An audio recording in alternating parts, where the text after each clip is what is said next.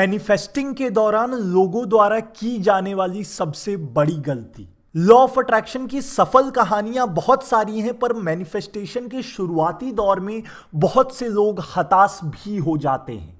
जैसे कि हो सकता है कि उन्हें लगे कि वो सभी चीजें सही कर रहे हैं, पर फिर भी उनकी जिंदगी नहीं बदल रही है। चलिए लॉ ऑफ अट्रैक्शन के दौरान की जाने वाली सबसे बड़ी गलती के बारे में जानते हैं। साथ ही हम यह भी जानेंगे कि आप चीजों को अलग ढंग से कैसे कर सकते हैं। चलिए समझते हैं कंटेंट और ऊर्जा की आवश्यकता।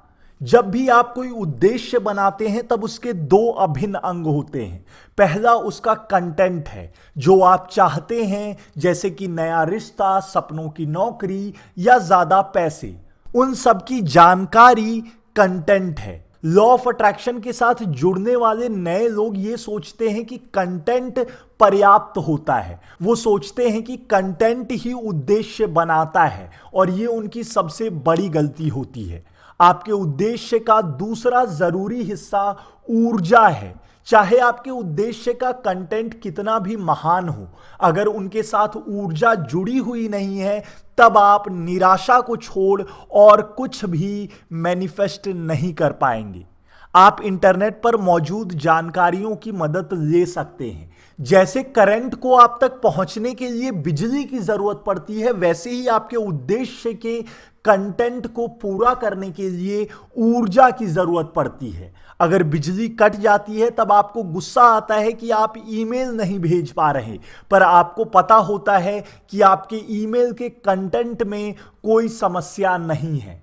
तो कंटेंट को ठीक करने से या उसे किसी और तरीके से भेजने से समस्या हल नहीं होगी। बहुत लोग लॉ ऑफ अट्रैक्शन के साथ काम करने के दौरान भी यही गलती करते हैं। जब उनके उद्देश्य मैनिफेस्ट नहीं हो पाते, तब वो अपने उद्देश्य को बदलने की कोशिश करने लगते हैं। वो गलत जगह पर समाधान ढूंढ रहे होते हैं। उद्देश्य की ऊर्जा को समझना और नापना। जिस ऊर्जा की हम बात कर रहे हैं वो आपके उद्देश्य के भावनात्मक ऊर्जा से जुड़ी हुई है, लेकिन जिस ऊर्जा के बारे में आप उत्सुक या जुनूनी महसूस करते हैं, वो उस उद्देश्य की ऊर्जा से जगमगाता है। ये उद्देश्य के ऊर्जा से ना होके, बल्कि ये उद्देश्य के भावनात्मक ऊर्जा से जुड़ा हुआ होना चाहिए। बच्चे उच्च ऊर्जा उद्देश्य के महान उदाहरण होते हैं। उन्हें जब कोई चीज चाहिए रहती है, तब वो जिस तरह से देखते हैं, बोलते हैं और खुद को अभिव्यक्त करते हैं, उसकी कल्पना करें। ये अचूक है, ये शक्तिशाली है, और बच्चे जो चाहे वो मैनिफेस्ट कर ही लेते हैं। कोई आपको बच्चों की तरफ बर्ताव करने के लिए नहीं कह रहा है, बस आप जो ऊर्जा अपने उद्देश्य को देते हैं उसके बारे में जोर देकर सोचें।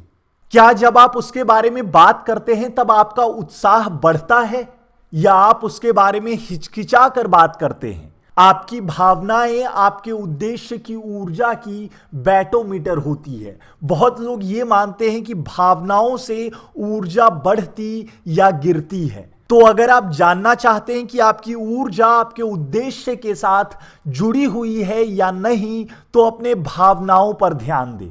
अगर आप उत्साहित हैं और आपके उद्देश्य आपके दिल को आनंद से भर देता है, तब आप मैनिफेस्टेशन के रास्ते पर हैं। अगर आप अनिश्चित या असुरक्षित हैं, तो आपके उद्देश्य के पीछे पर्याप्त ऊर्जा नहीं है और आप चीजों को मैनिफेस्ट नहीं कर पाएंगे।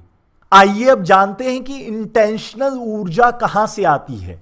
आपकी भावनाएं आपके इंटेंशनल ऊर्जा को नियंत्रित नहीं करती हैं। तो आप सोच रहे होंगे कि आखिर क्या आपकी ऊर्जा को नियंत्रित करते हैं। इसका जवाब यह है कि ब्रह्मांड ही आपकी इंटेंशनल ऊर्जा का स्रोत है। ऊर्जा पहले से ही सब जगह है, ये आपका काम है कि आप उसे अपनी ओर खींचे और अपने उद्देश्य के साथ जोड़े। एक बार फिर से बिजली के बारे में सोचना मददगार होगा। इलेक्ट्रॉन्स पहले से ही मौजूद होते हैं, पर जैसे ही आप स्विच ऑन करते हैं उनका बहाव बढ़ जाता है। स्विच को ऑन करने से आपके अप्लायंसेस को बिजली मिलने लगती है। वैसे ही आपको अपने उद्देश्य के लिए जो ऊर्जा चाहिए वो पहले से ही मौजूद होती है, बस आपको पावर करंट को सही दिशा देनी है। इसका आपके उद्देश्य के कंटेंट से बहुत कम लेना देना है। इसलिए अपने उद्देश्य में उलझे ना रहें, चाहे वो कुछ भी हो, कितना भी बड़ा या छोटा ये काम करेगा। बस अपनी भावनात्मक ऊर्जा को बढ़ाने की कोशिश करें।